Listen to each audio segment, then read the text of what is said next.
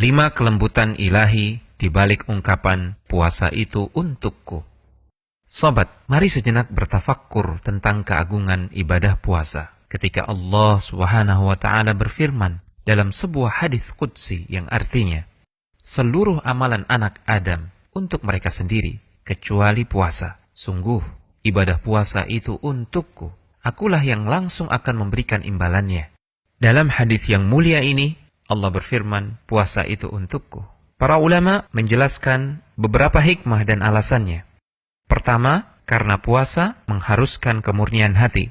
Al-Imam Ibnul Utsaimin rahimahullahu ta'ala menjelaskan, puasa adalah rahasia antara seorang insan dengan Rabb-nya. Seorang insan yang berpuasa tidak diketahui apakah dia benar-benar berpuasa atau tidak. Isi hatinya juga tidak diketahui. Sangat gampang bagi dia untuk membatalkan puasa tanpa harus kehilangan anggapan di mata orang lain bahwa dia masih berpuasa. Sehingga orang yang benar-benar berpuasa sudah pasti orang yang paling besar keikhlasan dan ketulusannya. Maka Allah Subhanahu wa Ta'ala pun mengistimewakannya dibanding ibadah-ibadah yang lain.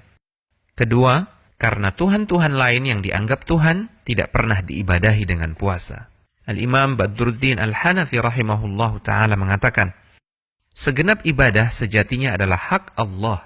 Lantas kenapa hanya puasa yang diistimewakan dengan ungkapan penyandarannya untuk Allah? Jawabannya, karena Tuhan-Tuhan selain Allah tidak pernah diibadahi melalui ibadah puasa. Orang-orang kafir tidak pernah mengagungkan Tuhan-Tuhan mereka pada waktu-waktu tertentu dengan berpuasa.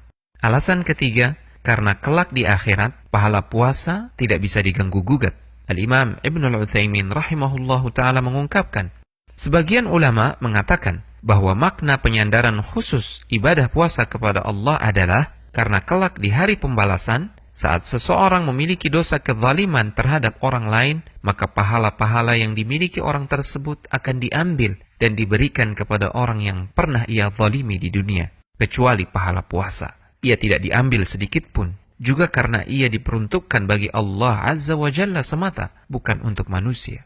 Keempat, sebagai ungkapan betapa agungnya pahala puasa, Rasulullah SAW bersabda yang artinya, setiap amalan anak Adam, pahalanya digandakan. Satu kebaikan akan digandakan pahalanya 10 kali lipat sampai 700 kali lipat. Kecuali puasa, pahalanya tidak terbatas. Ia adalah untukku semata, dan aku sendiri yang akan memberikan ganjarannya. Orang yang berpuasa itu meninggalkan syahwat dan menahan diri dari makanannya karena aku.